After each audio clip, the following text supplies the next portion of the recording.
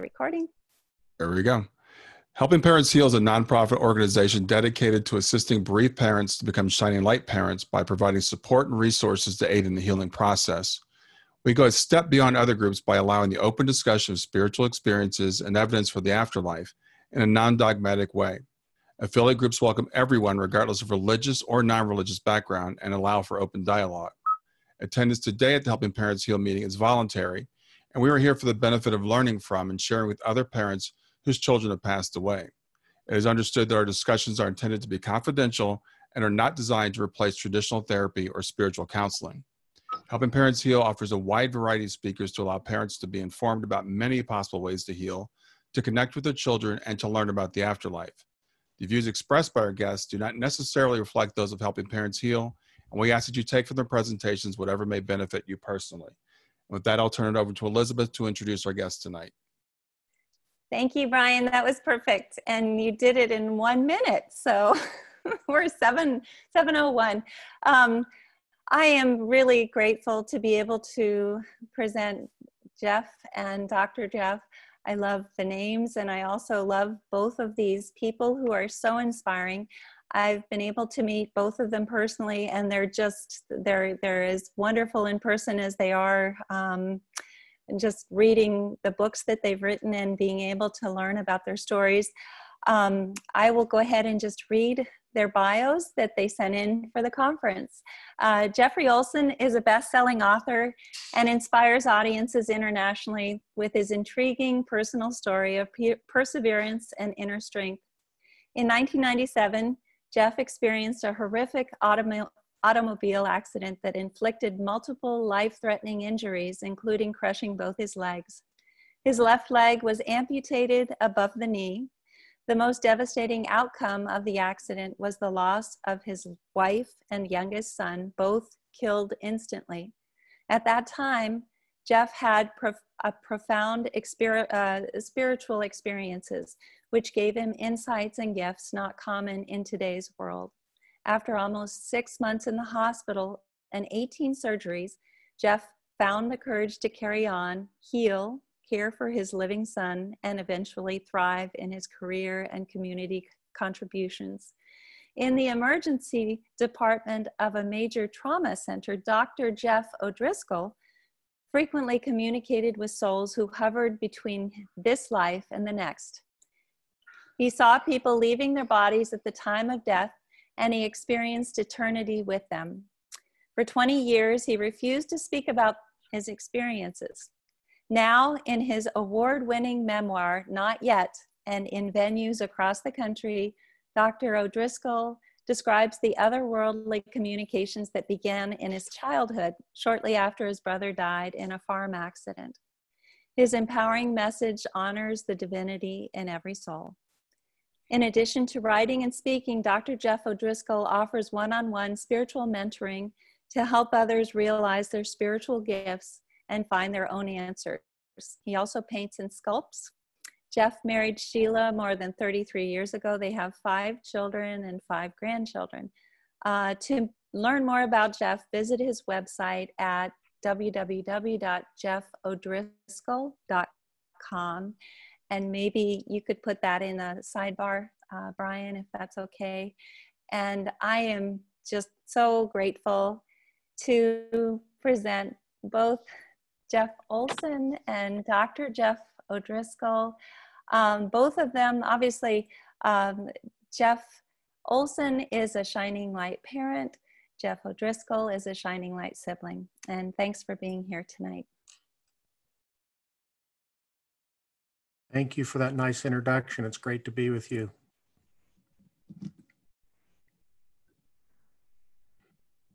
I wanted to take it off mute. Yeah, it is a pleasure and it's an honor to be with everyone. Isn't technology amazing? I mean, I'm looking, there's 60 people from all different walks of life and everywhere in the world. And here we are looking at each other face to face and talking and communicating. And I also just wanted to take a minute before we start. And Elizabeth, you already mentioned it, but this evening we'll begin Passover. And I know that's very significant to all of my Jewish friends, but it's actually significant to all of us.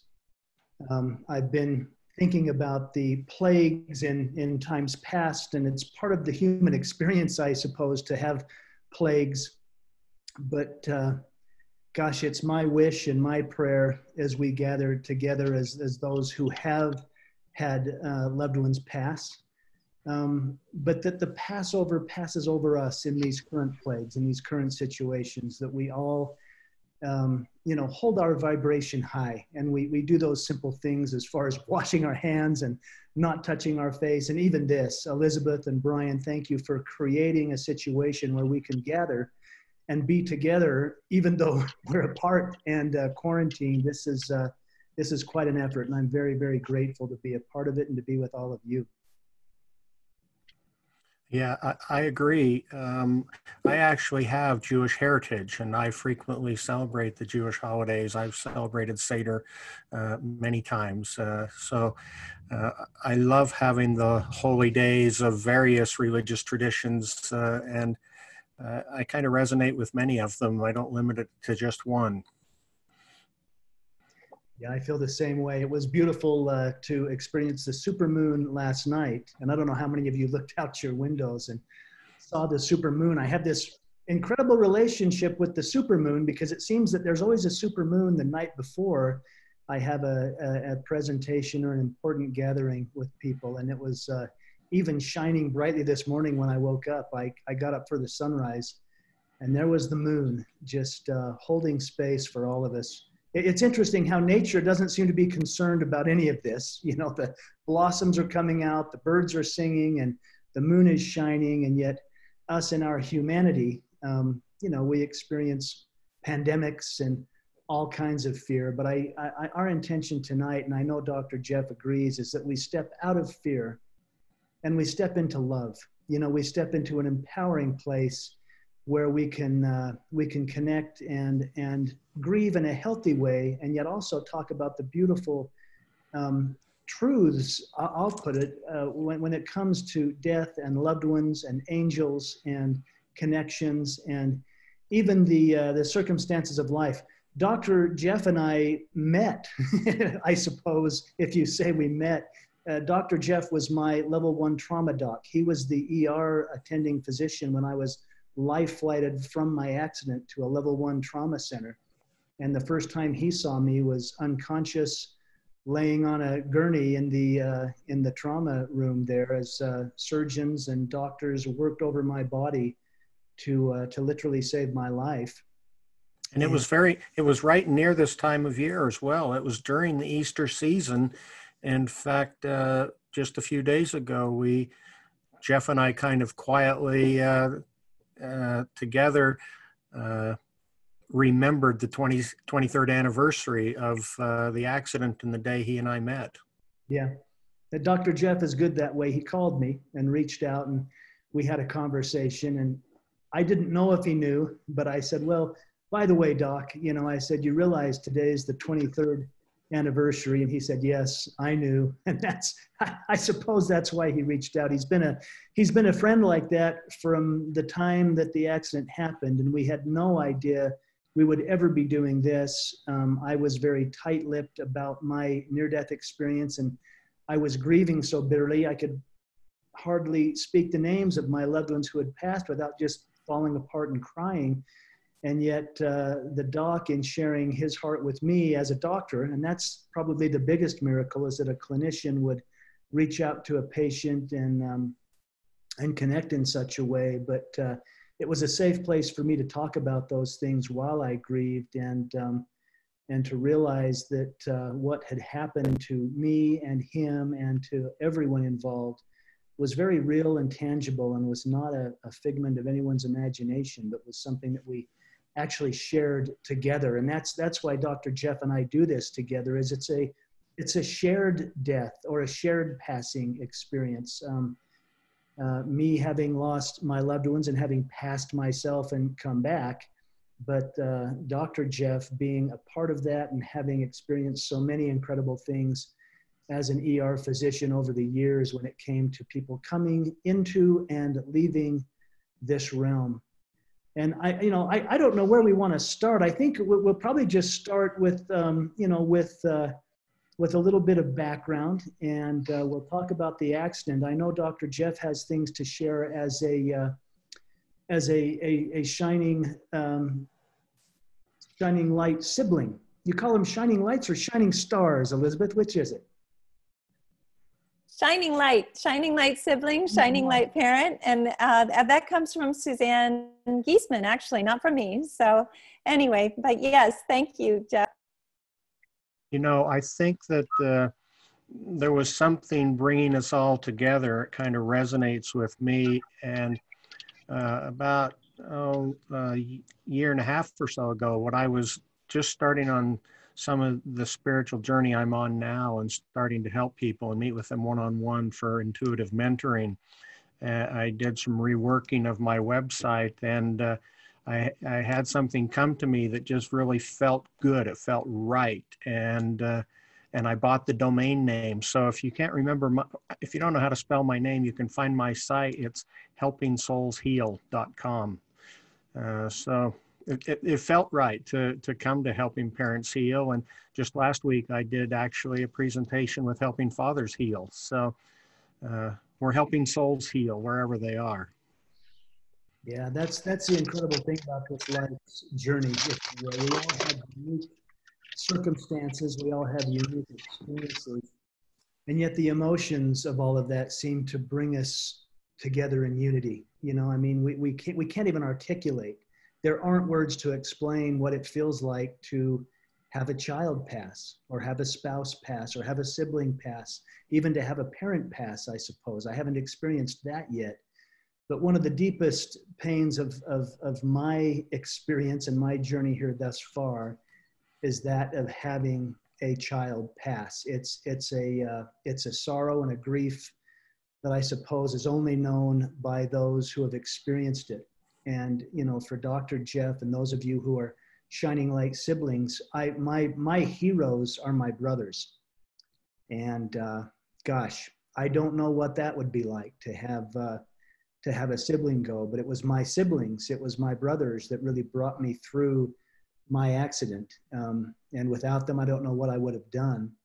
And Dr. Jeff has become a brother. I always kind of give him a hug. He wasn't used to hugging people till he met me, and I started hugging him and telling him I loved him. And he's become a little bit used to that. But I do that with everybody, and that was based on my experience. And I'll touch on that briefly. And Dr. Jeff and I will ping pong this thing back and forth a little bit, and leave time for questions as well. And you can ask us anything. I mean, we have no secrets. We can certainly give a response to anything you care to ask. Let me build a little bit on that. That you brought up brothers and the connection that we have with our brothers. Let me just share a little bit about my journey, and then I'll hand it back to Jeff, and he'll share some, and we'll go back and forth, like he said. As Elizabeth said, I didn't share anything about my story for 20 plus years. And only recently, when I started to share some of my spiritual experiences, that people started asking me, when did this start and how did this happen for you? Until then, I never thought it was anything unusual. I just thought that everybody had these kind of experiences. But when people asked me the question, I started to think and dig into my past, and I realized it began when I was an 11-year-old boy. My family, my parents' family, lived close by. We lived in rural Utah, just in a neighboring county from where Jeff Olsen actually grew up. We both played football in high school. We both rode horses and rodeoed, and we had similar upbringings, but we never met. And my wife's sister, my mom's sister and brother-in-law and mother showed up at our house one day. They walked in. No, they didn't knock because they were family. And I was standing near the front of the house, and my uncle looked at me and said, "Where's your mother?" with this really solemn tone. And I said, "She's downstairs." And the three of them just turned and headed down the stairs and closed the door behind them. And a few moments later, I heard this agonizing cry from my mother that's just kind of tattooed in my brain. And and I can still hear it. That was when they told her that my older brother, Stan, who was 15, had passed in a farm accident. He tipped a tractor over. And that horror that was in my mother's scream that day haunted me. And it haunted me for 20 years until one day my brother came to me 20 years after he died. And he said, "You need to go talk with our mother because there's things she's never told you about my death." Well, that kind of got my attention. And so I reached out to my mother and I went and saw her. My father was out of town, so the two of us had this conversation. And it was that day for the first time that I heard my mother say, "I always knew where you were in the house before Stan died because I could hear you singing. And when your brother died, you stopped singing." You see, I thought I'd gotten through it all without any psychic wounds, without any deep injury. I didn't think it had a big impact on me. But then I realized that day when my mother said that it had really changed who I was. It had written on my soul and made me a different person. And when I was 16, shortly after my brother's death, I started getting messages. I started getting voices speaking to me. And as I became more accustomed to it, I later realized it was my brother sometimes, not always, but usually it was my brother talking to me. And when I was 16 years old, I was driving 60 miles an hour on a narrow, windy country road after dark with two friends in my Volkswagen Bug. Nobody was wearing seatbelts, and a voice spoke to me and said, "You need to slow down." And I don't know why I listened, because I was in a really rebellious phase of my life. I wouldn't have listened to any authority figure. I wouldn't have listened to my parents or law enforcement. And I've said that I didn't think I would listen to God if it had been him sitting in the seat next to me telling me to slow down. But for some reason, that voice wrapped itself around me, and I listened, and I slowed down. Later, I realized that it was my brother speaking to me, because that's who I would have listened to. I listened to everything my brother told me until I was 10 years old, and he tried to tell me about sex. And I just gave him a disgusted look and shook my head, and I said, "No way." And he goes, "Yeah, really." And so I idolized my older brother. That's who was speaking to me. That's why I listened. I slowed down. We went around the corner. We hit a car head on. There was a lot of damage, but nobody was injured. I think I would have died that night if I hadn't have listened to that voice and slowed down. And I think that voice was my brother. A few years later, I had so many experiences like that. When I was 19, I went to a friend of mine who was a few years older and was more experienced than me. And I trusted her. And I asked her one day, I didn't give her any context for my question. And I just used the vocabulary that was available to me as a young man growing up in a Christian home. I asked her one day, I said, "Does God ever speak to you in sentences?" And she didn't even ask a question. She just looked at me with this really knowing look, and she kind of pointed her finger and she said, "Don't ever doubt that." That was all she said. And it proved to be good advice. And over the next many years, the voices became more frequent, more clear, and I started to see things along with hearing things. And sometimes I'd see people that were no longer in this life. And that was kind of the 20-year to some of the experiences I had in the emergency department. And that's kind of a preface to who I am and how I got to where I was when Jeff Olsen and I met. So why don't you take it from there, Jeff, and share part of your story? Yeah, no, thank you, Doc. And I think it's relevant to realize that's the background of this ER physician, 25-year veteran ER physician, who had been in the ER for at least a decade when I showed up. And the circumstances that brought me to that trauma center was an automobile accident. And as Dr. Jeff outlined, it was the Monday after Easter. So we're coming up on an Easter holiday, and it was 23 years ago on the Monday following Easter that we had been on a family outing. I had loaded the whole family in the car. It was me, my wife, and my 2 young sons. And we were driving back from southern Utah in the Red Rock country to northern Utah, where we lived in Davis County. And it was a beautiful outing. Quite honestly, we had visited Tamara, my wife's parents. My little son Griffin was just learning to walk. He was taking his first steps and pulling himself up on chairs, and he would walk a few steps. And we had a family tradition of coloring Easter eggs and putting the eggs out in the garden and letting the kids go after them. And I'll never forget Griffin going after the eggs. He was crawling a little, and he would fall down and stand up, and slobber coming down his chin, and he would find a colored Easter egg. And he would bring it to me, and he was only saying a few words, but he would hold it out and he would say, "Dad, ball." And, given the events of what happened the following day, that will forever be engraved in my heart.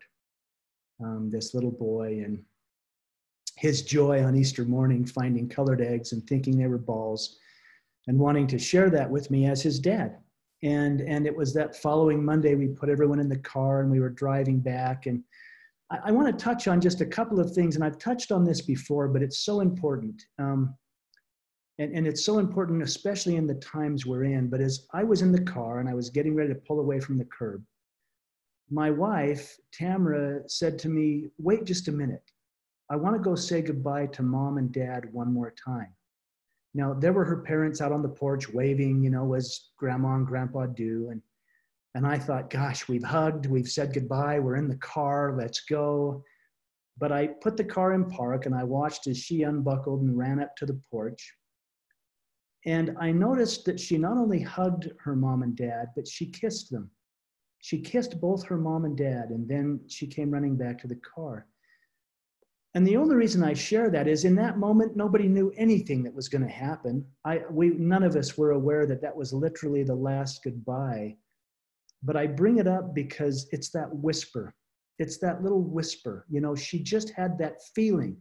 I'm going to go say goodbye to Mom and Dad one more time. And I always cite that because if we could pay attention to that in our lives, just those little intuitions, if you will. I just want to go say goodbye. And she honored that and did that. And we will all cherish that because as the day rolled out, that was the last goodbye. She jumped back in the car, she buckled up. I went out and hit the interstate and cranked this cruise control up to 75 miles an hour, which is, that's fast. That was the legal speed limit, but that's fast. And it was later that day that I realized how fast it was. And it was interesting leading up to the accident because I was driving along and there was a couple little moments, just like Tamara saying goodbye to Mom and Dad, that I looked in the rearview mirror.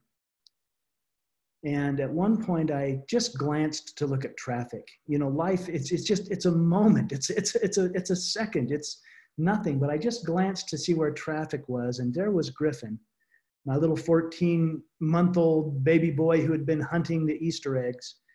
And he had fallen sound asleep in his car seat. And in that glance, I just realized in that moment how beautiful he was.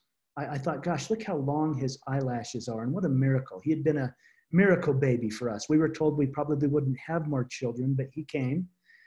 And, I noticed Spencer, my 7-year-old son, playing in the back seat behind me and making all these joyful noises. And I looked over at Tamara, who had reclined her seat, and she was also sound asleep. But she was still holding onto my hand. And I noticed that. I thought, gosh, 10 years into our marriage, 2 kids, and she's still holding my hand like she did on our first date in college when I had a couple extra dollars and took her to a $1 movie. That was about all I could afford as a starving college student. But there was this moment. There's these weird moments and whispers that it was a moment of absolute gratitude. It was gratitude for look what I'm surrounded by.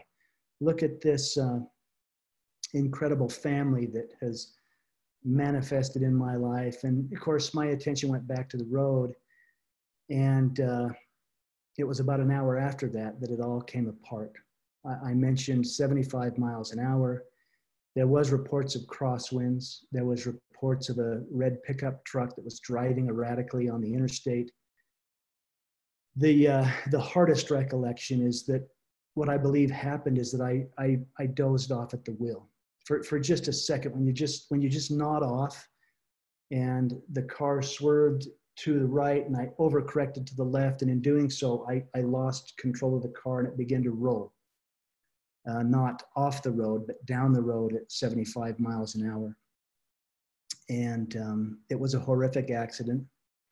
The accident report said the car probably rolled no less than 6 or 8 times. I blacked out for most of that. But when the car came to a stop, I was completely conscious. And the first thing I was conscious of was my 7-year-old, Spencer, my oldest son, crying hysterically in the back seat. Except as a father, I knew that the cry he was okay. It was a cry like a child cries when they fall down, but I thought, he's okay. I've got to get to my son. I've really got to get to my boy. But that's when I realized that I could not move. I was pinned. I couldn't tell whether it was to the floorboard or the seat. There was the rancid smell of gasoline, the heat of the engine. There was broken glass everywhere.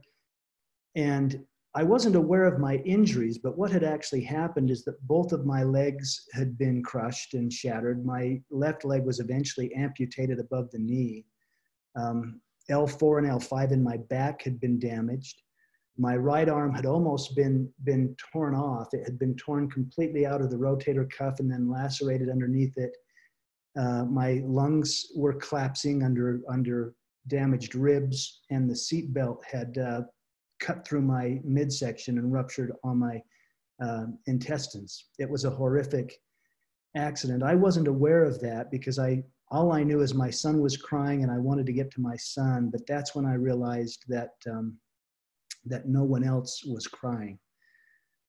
And that's when the brutal reality hit that Griffin, and I was aware of this at the accident, his car seat had broken up and he had been ejected from the car.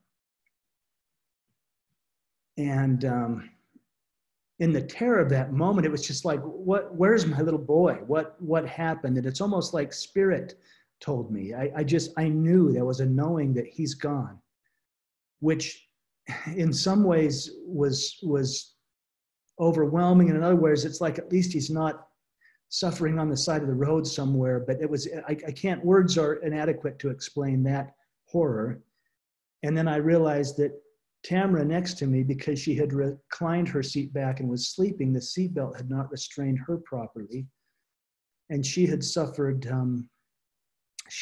head trauma, which took her life. And I was aware of that at the scene. I was aware of the fact that Griffin was gone, Tamara was gone, and here I had a hysterical 7-year-old that I could not get to, and I was losing consciousness myself. And I don't share that to be graphic or to be morbid. It all plays out as this goes, because it was in that darkest hell, if you will, that everything shifted. I mean, there I was in this worst moment of my life. And suddenly there came a calm and there was a light. It was like light came to me, light surrounded me. And I began to rise above the scene of the accident. And it was a little confusing because suddenly the pain was gone. I could breathe. It's as if I was delivered and comforted out of this traumatic scene. But the interesting thing is I was in that light and was coming to terms with, wow, I'm okay. How can I be okay? That's when Tamara, my wife, who I knew was deceased at the scene, she suddenly was in that light with me. And I shared what I did about the accident and what took her life, because in that light, she was absolutely gorgeous. She was perfect. There was no head trauma. There was no injury. She appeared in such glory and such glamour in that moment, except she was emphatic about the fact that I could not come. I could not go. She was communicating with me verbally and with all her energy, saying, Jeff, you can't be here. You've got to go back. You've got to go back. And that was an interesting moment. I learned a lot about choice, because there I was looking into the eyes of the woman I loved more than life, but I also knew I had a little boy in the backseat of that car who was alive and okay. And I had to make a choice to come back. And that was the most profound goodbye I ever got to say. And I didn't share that for years, because I know so many folks lose loved ones and don't get to say goodbye. And yet you can always say goodbye. But in this moment, I actually did get to embrace her and make the choice to come back.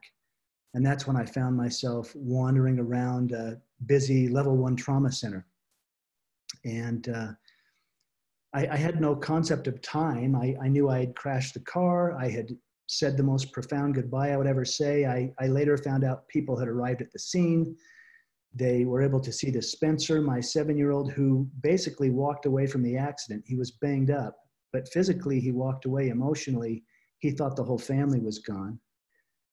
They rushed me, after extricating me from the car, to a little local hospital, which immediately knew I'd have to be life flighted to the nearest level 1 trauma center based on my injuries. And that's what took place. I didn't know any of that. I just knew I had crashed. I'd said the most profound goodbye I would ever say.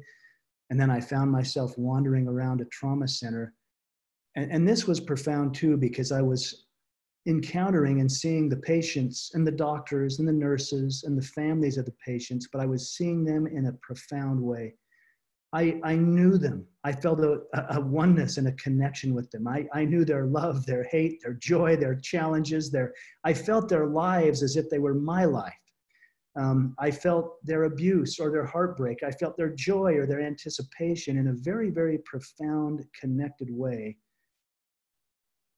And it was all based in love. I had this absolute, overwhelming, unconditional love for everyone I encountered, until I came to a body laying, there lifelessly, that I didn't feel anything from, which I thought was odd. And that's when I stepped forward to see what was going on and realized, oh my gosh, that's me.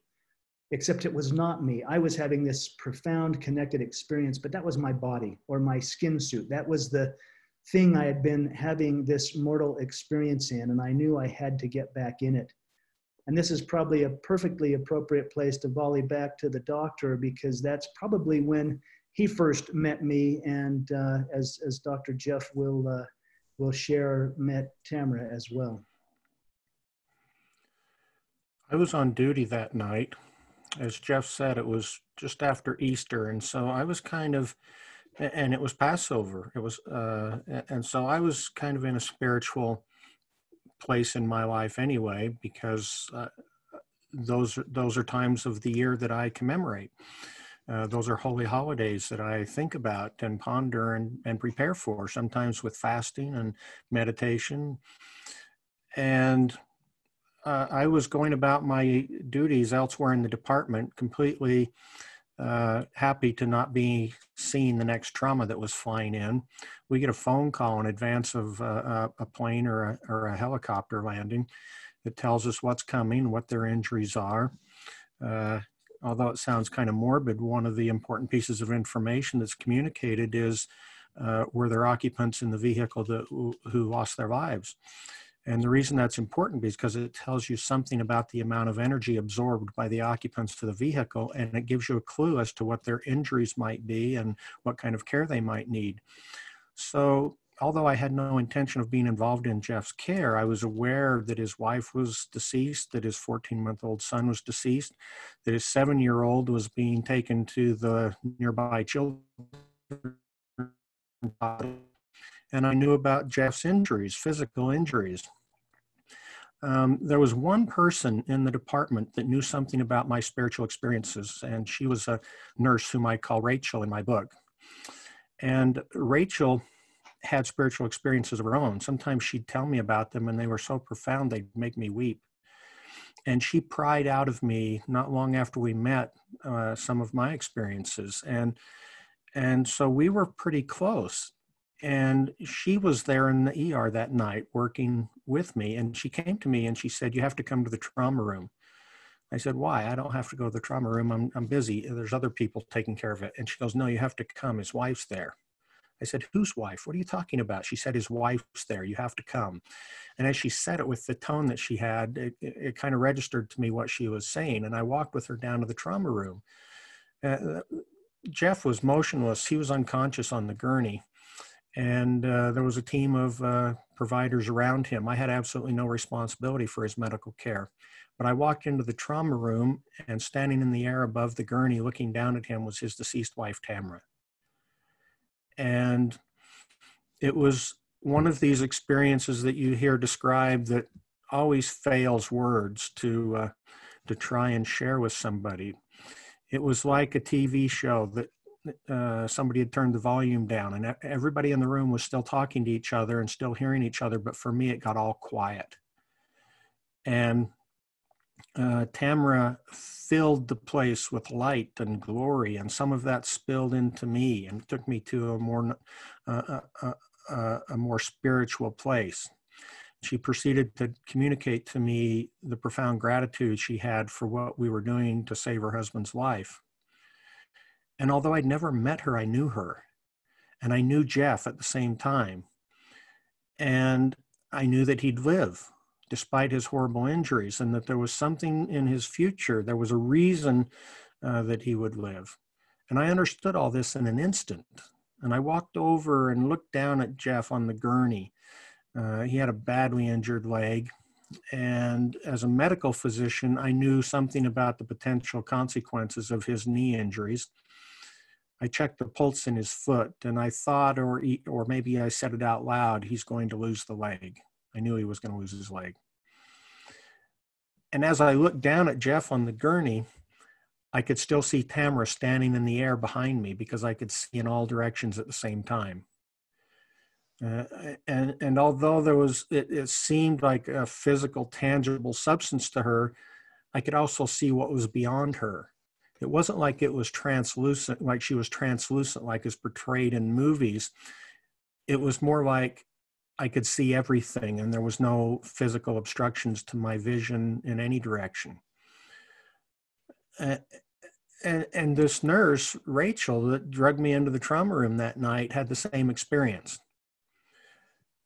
So the doctors taking care of Jeff, we sent him off to the OR, I believe, possibly to the ICU, but if I recall correctly, we actually sent him to the OR. And I took off my shoe covers and my gown and walked out into the department and finished my shift.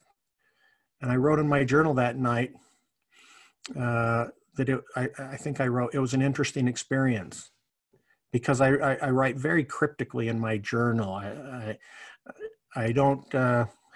get home, it's late, I'm tired, and I just kind of write some basics. And it was very cryptic what I wrote about this powerful experience I had with Tamara and Jeff Olsen. And that was how we met. But Jeff was unconscious. We couldn't speak to each other. He'd said his most profound goodbye to Tamara, and I was saying my most profound hello to her.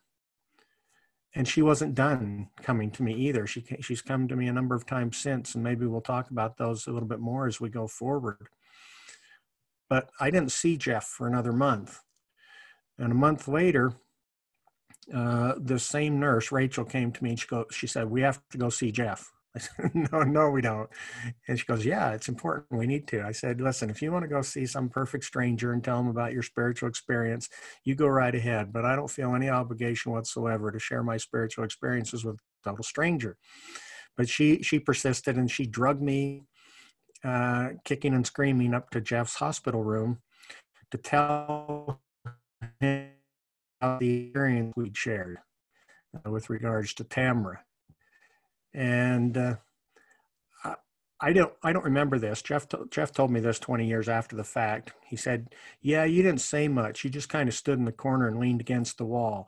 And I thought, oh yeah, that sounds like me. That's probably an accurate recollection.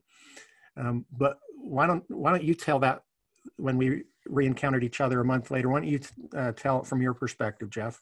I'm happy to, because that may be one of the biggest miracles of the whole thing. I was still very sick. I was in surgical recovery. I had come out of ICU, but they had just started to allow people outside of my immediate family to come and see me.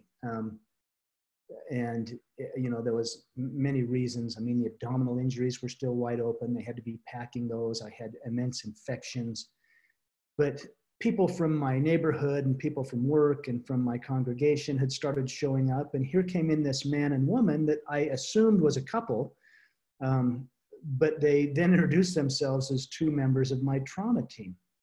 And I thought, gosh, that's amazing. I thought, you've come to see me. And the nurse did all the talking. She sat near my bed and she made small talk saying, gosh, you know, you're doing so well. We were worried about you.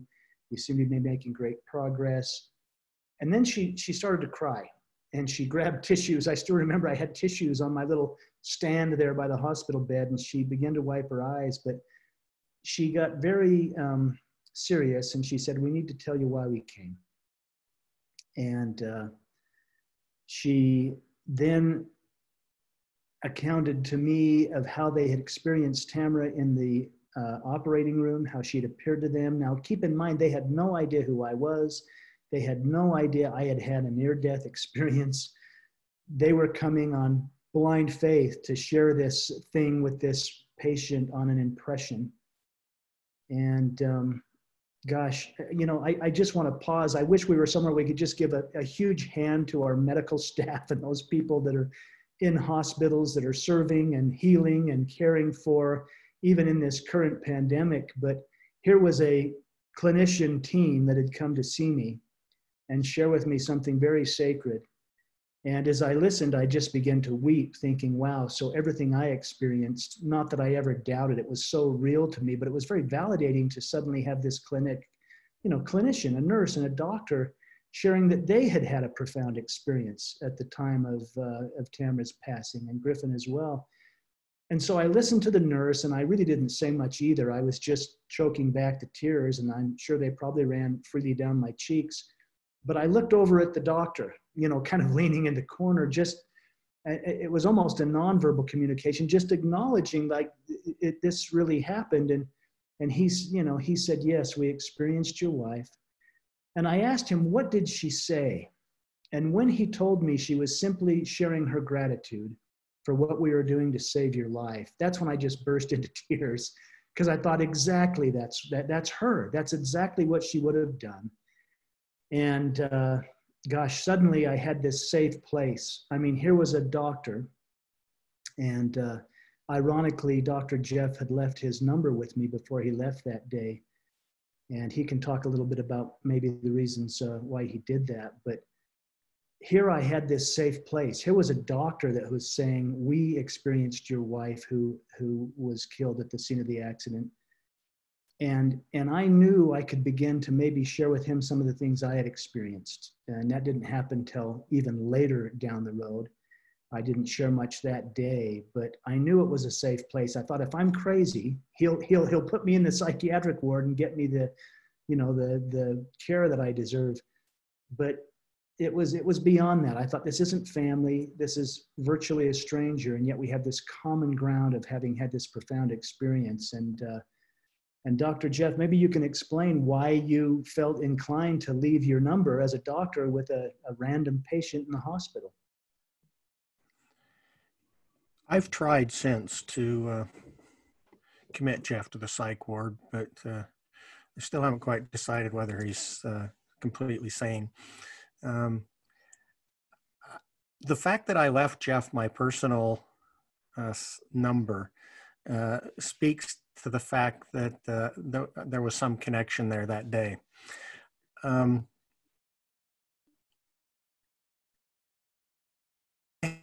Interesting feelings growing in my soul as he and Rachel were visiting, and I was listening to their conversation and occasionally chiming in and adding words. I had this feeling, this knowing growing in me that my presence there that day wasn't so much for what I was sharing or even for hearing what Jeff was sharing. It was this connection to the next decades of our life, that there was something profound in the future that we needed to be connected to do together. And I got that witness of that first day we spoke. The first day Jeff was awake and able to communicate and we spoke, I had that knowledge given to me. And that might have had something to do with why I left him my number. Jeff was in the hospital for weeks after that, and we spoke a couple of times on the phone, and then finally he was well enough to go home to his brother's house. He wasn't well enough to go to his own house. He still needed a lot of care, but he went to his brother's house, and he'll tell you more about that. But I had an impression to go visit him while he was at his brother's house. And this gets something back to our common shared background, I suppose. As I told you earlier, we both were rodeoers. He rode bareback broncs, I rode bulls, and we hauled hay and milked cows and did all those things that sound really wonderful if you grew up in the city. And if you grew up in the country, you wouldn't care if you ever hauled hay or milked another cow again. But when I went to see him at his brother's house, I just put on my regular clothes and went and see him, and I didn't think anything of it. But 20 years later, just in the last year or so, Jeff told me, he said, when I saw you in jeans and cowboy boots and a bull riding belt buckle, I thought, oh, maybe I can trust this guy. Maybe he's more than just a doctor. So we had that connection all along. And why don't you share, Jeff, about when you came home and your experience with Spencer when you arrived? Yeah, I'll do that. And I'll never forget the visit Dr. Jeff paid me at my brother's home, because there was several things leading up to that happened after our first encounter. I had an incredible experience at the end of my hospital stay. And I think it's important to point out that the most profound experiences for me, at least out of the body, were at the scene of the accident, before any narcotics or anything had been administered. And then it was at the end of my hospital stay, after I was off of all the narcotics and was almost ready to come home. I was simply taking some Tylenol. But at the end of the hospital stay, I finally went into a deep sleep one night. And, I had had encounters with Tamara along the way. She would come to me, I would feel her near me, but I'd never had an encounter with Griffin, my son who was ejected from the car. And that had haunted me for the months that I was in the hospital. But on this particular night, I fell into a deep sleep. And I mentioned brothers. I'll never forget, my younger brother was there and he was teasing me because I had laid so long on my back in the hospital that I'd rubbed all the hair off the back of my head. The back of my head was bald. And he was teasing me about going bald. And anyway, my brothers were unbelievable the way they supported me. But this particular night, I fell into a deep sleep. And as I slept, I felt that light come again, just like at the accident. I felt this light come, and it seemed as if I was being lifted or rising above the hospital bed. But this time, the light actually dispensed and disappeared. And I was in the most beautiful, incredible place. People say heaven. People say the spirit world. The only word I can use to explain where I was home. I was home. It was so welcoming. It was so familiar. It's as if I had come home. And I actually began to joyfully run. I was running, and I knew in this life I wouldn't be running much on one broken leg, and one that was not there anymore. But in that realm, I was running, and it was a physical experience. In fact, it was a sensual experience. I could feel the ground under my feet. I could feel the energy, as it were, charging up through my calves and thighs. And I was just so joyful, thinking, I'm home, and I'm running, and I'm whole. And I share those things for a couple of reasons, because even leaving the body at the scene of the accident, and then again when I visited those realms while at the end of my hospital stay, it was the most natural transition I could ever talk about. It was like stepping through a doorway. Many of us, all of us have lost loved ones. And yet, if their passing was anything like mine, and many would say I experienced a violent death in the accident that I was in, it was the most natural, beautiful thing to transition, to step into that other realm and to be free of all the pain, the sorrow, even the guilt of what had happened. But this was the joyful state I was in as I'm running. And yet as I was running about, I had a knowing that I wasn't there to stay, that it was just a short visit. And about that same time, there was this corridor off to my left, and I knew intuitively I'm to go down this way. And so I did. I made my way down the corridor. And as I did, I saw at the end of a corridor a crib. And Griffin, only being 14 months old, was still sleeping in a crib at home, but I rushed to this crib. And I looked in, and there he was. There was my little boy, and he was sleeping as peacefully and as beautifully as he had been when I looked in the rearview mirror of the car the day of the accident. And I swept him up in my arms. I mean, as a father, I swept him up, and I mean, have you ever picked up a sleeping child? You know, the heat of their body and the weight of them. And I held him to me, and he was solid against me. And I kept thinking, how can this be so physical? How can I feel it? In fact, I could feel his warm breath on my neck, and I could feel his rib cage expanding with breath. And, you know, given what had happened at the accident, I just thought, he's perfectly fine. He's okay. And in fact, as a father, I leaned over and I smelled his hair. And I thought, it's my little boy. I mean, I was in this joy of holding my little boy. And as I held him, I felt this intense presence coming up behind me, this overwhelming presence. And I began to be fearful. I had grown up in a home where God was going to judge me. I was probably in trouble, and the presence I felt was so overwhelming. I knew it was God. And I thought, my little boy's here because I crashed the car. He passed and was cut short because I lost control of the wheel, and the guilt began to boil up in me again about what had happened.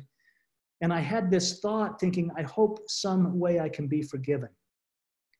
And as this presence came closer and closer, and I was holding my beautiful, perfect, gorgeous little boy, suddenly those divine arms seemed to wrap around and hold us in such a way. And as I was having the thought, I hope I can be forgiven, this download just came. And the download was, there's nothing to forgive, that everything is in perfect divine order. And I suppose I had what they call a life review. I began to see my life. I began to see the things that I would call mistakes. And I was even thinking, oh no, that was a mistake. And oh, that was wrong. And I did it anyway. And I had all this guilt bubbling up, but this divine being that held me was nothing but unconditional love. In fact, I was communicated with, not with words, but just through this, this download. As I was saying, oh, you know, that was a mistake, or oh, that was wrong. This unconditional, loving being, this God, was communicating to me that that was my judgment of it, not theirs. That I was as loved and as perfect to them as the little boy I held.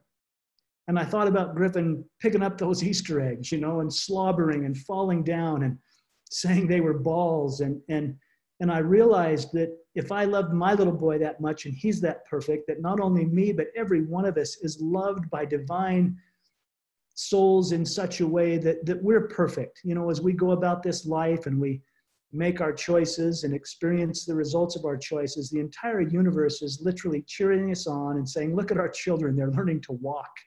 You know, they're learning to talk, and they're learning to love.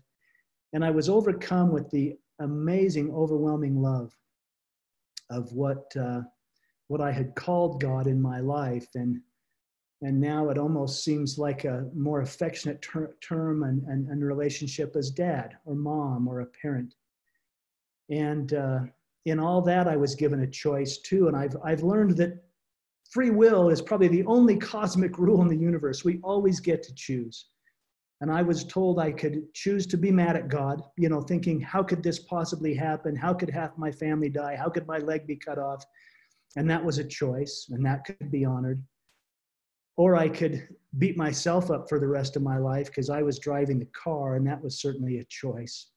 But in this beautiful moment, I was given the choice to exercise. One leg lopped off, my right leg in a sling, my right arm in a sling, and I only had one operating left hand and arm to get around. They had put me and taught me how to drive a little electric wheelchair, but my brothers would have to lift me up and put me in the wheelchair, which they did. And they took me home to my brother's house, and they had put a ramp in. And during all these months, one of my biggest concerns was Spencer, my little 7-year-old. It's like, what, you know, he lost everything I did. And although he had seen me in the hospital, now we were going to be on his turf. We were going to have to go to the grocery store and to school. And I looked like a gimp in this wheelchair. And anyway, there was all kinds of things swirling through my mind as I returned home.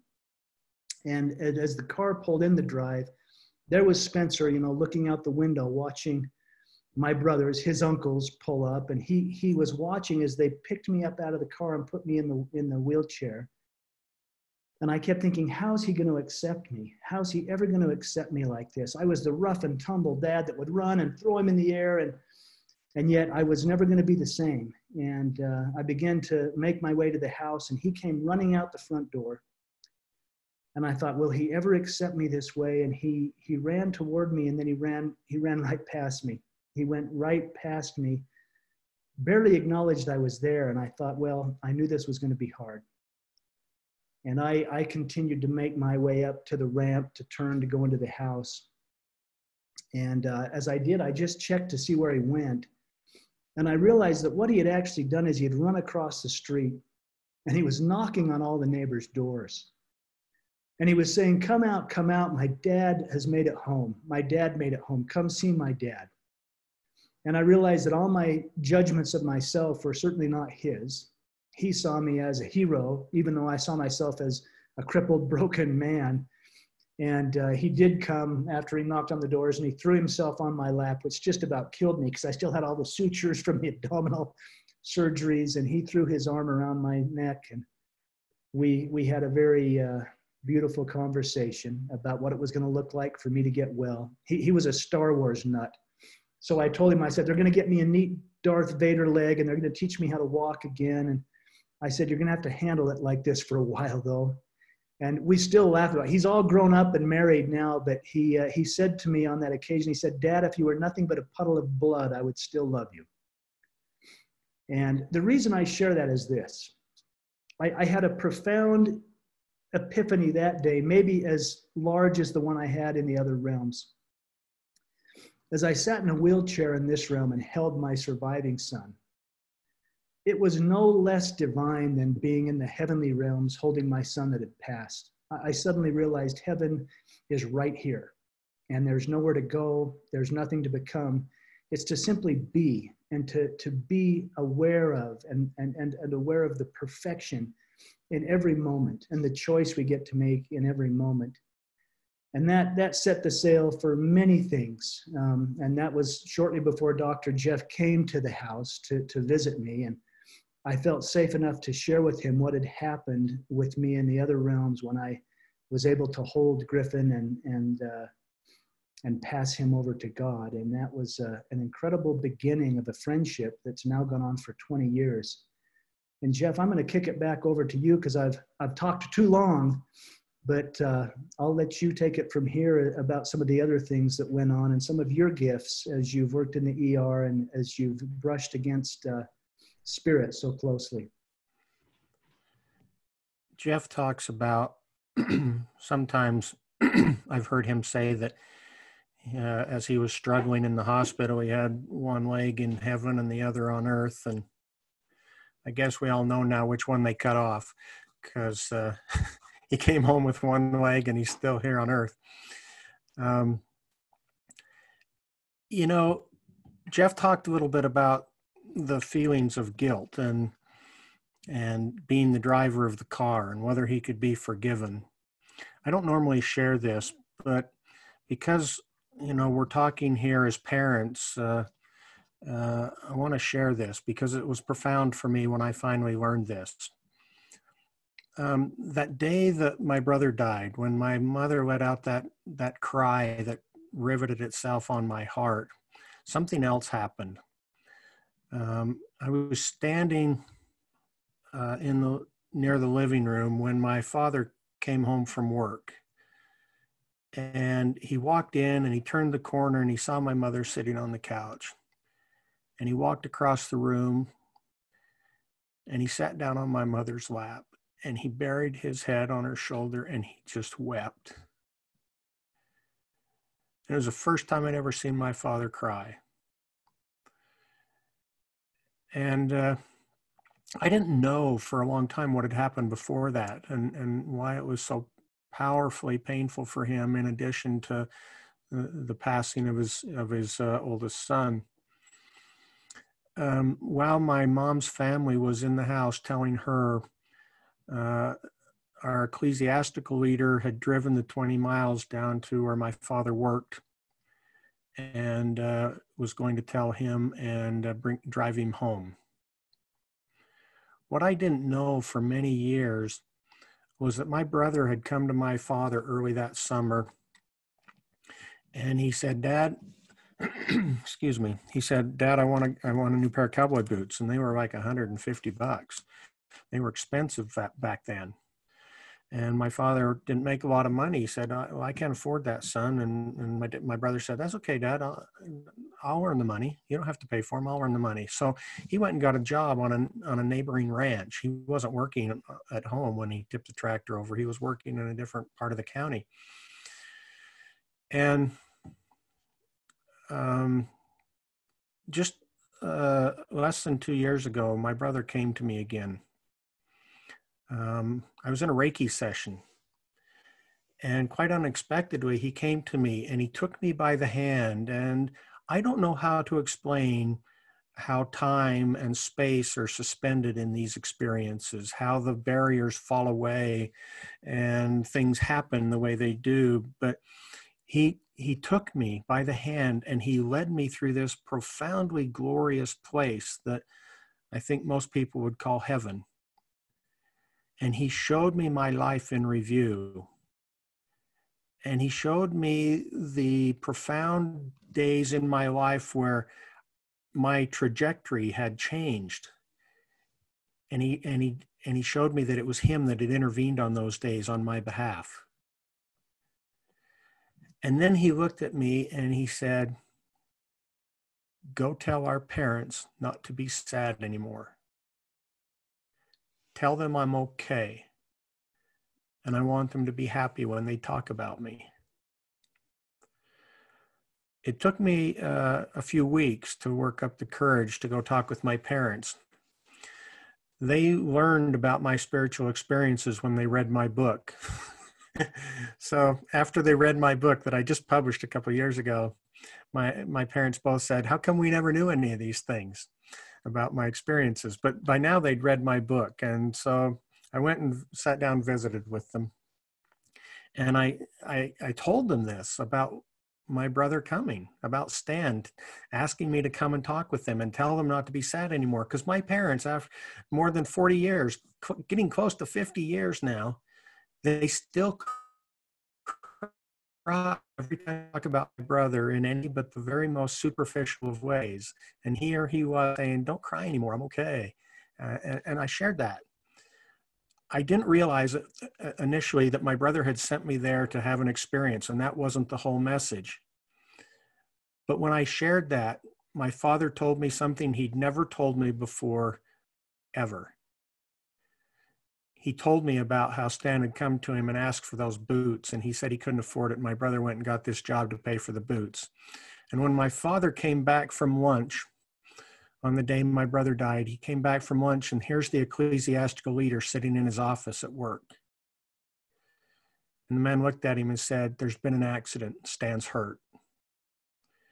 My father said, "How bad is it?" And the man said, "He's dead."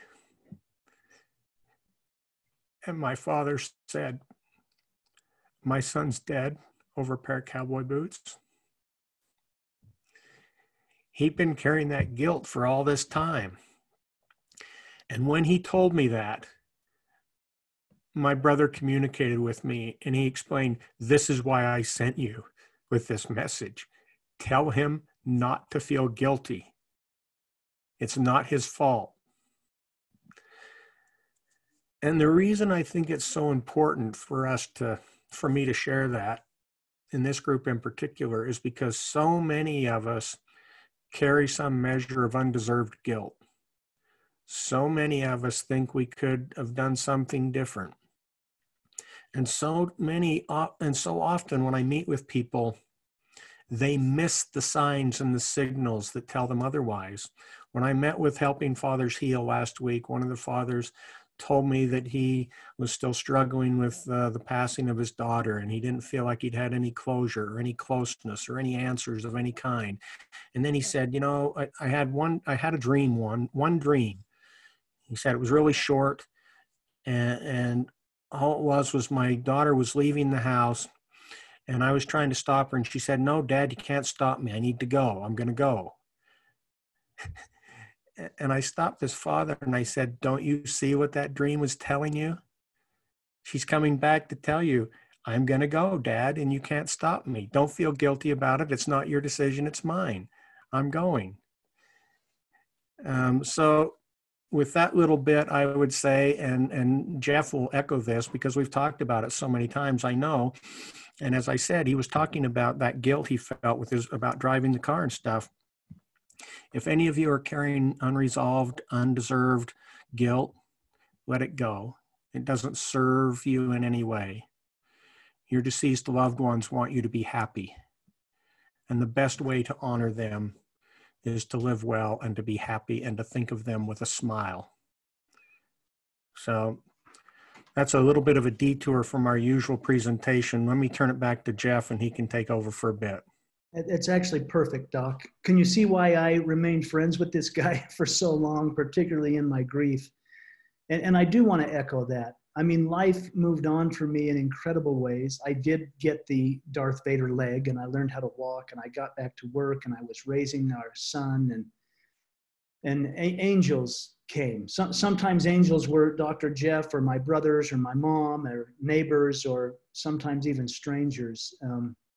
And sometimes I think there was angelic help from the other realms too. I know that I have two guardian angels in my loved ones who have passed that they're my biggest champions and they cheer us on. They are our guardian angels when they go. One of the biggest angels that showed up for me was my current wife, Tanya, who Elizabeth knows and adores, and Carol knows her. I think many of you may have met Tanya.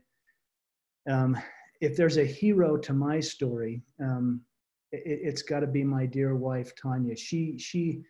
I wasn't dating, I wasn't looking, I was still heartbroken, quite honestly. I grieved for a decade, it seems, but she came into my life and I began to fall in love again.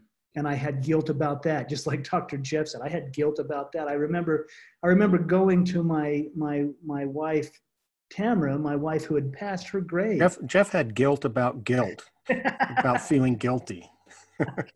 Yeah, that's probably true. But I went to my wife's grave, and I remember I was angry at this point. I'm like, how dare you go?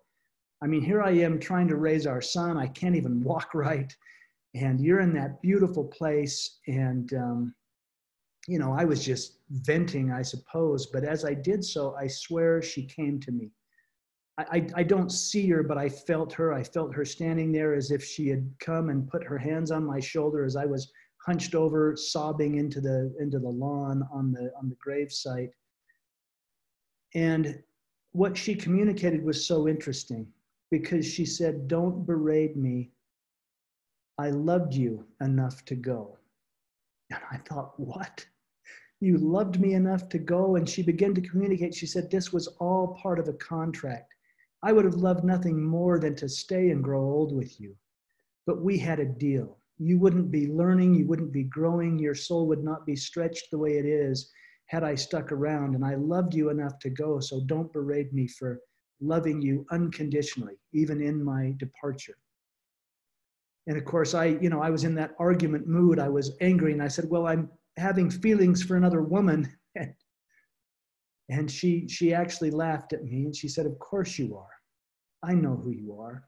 And I want you to. She communicated that she had sent Tanya, that she had literally been, searching to find me some type of joy. And she communicated to me to choose joy, that in all that I had learned about choice, to choose joy. In fact, she said, your grief holds me hostage. I can only be as happy as you are sometimes. And even though I'm looking from a different realm and a different perspective, I want you to be happy. I want you to move on, because then I can be happy and I can be joyful. And that, you know, just to echo what the doc shared, I had a very personal experience of literally Tamara saying, I sent Tanya into your life that you could find some joy, that you would be happy, that you would let go and move on. And Tanya and I did eventually become married, and you know, we adopted 2 boys, and we rebuilt a family. But even Tanya has felt Tamara's influence from time to time in raising the children and in being my husband. I don't know how she puts up with me most of the time, but we're all connected. I guess that's what I'm getting at, is we're all connected in such a way that there's only love. You know, we put judgments on things and say, that's bad, that's wrong, this hurt. But we really came here to have the whole experience. We came here to have the entire experience. And although it's soul stretching and heartbreaking at times, there will come a day when we will literally be grateful and say, wow, I would not be who I am today had I not experienced that. And thank you, thank you, thank you, even for those that may have passed on, for providing the perfect situation for my soul to be stretched in such a way that I've become far more than I ever could have or would have without it. And that's, you know, that's a mouthful. I'll never get over what happened. I've gotten used to it. And please know that, gosh, I'm 20 plus years after the fact. Those of you that are close to grief and are going through it, it took me years to even speak of it.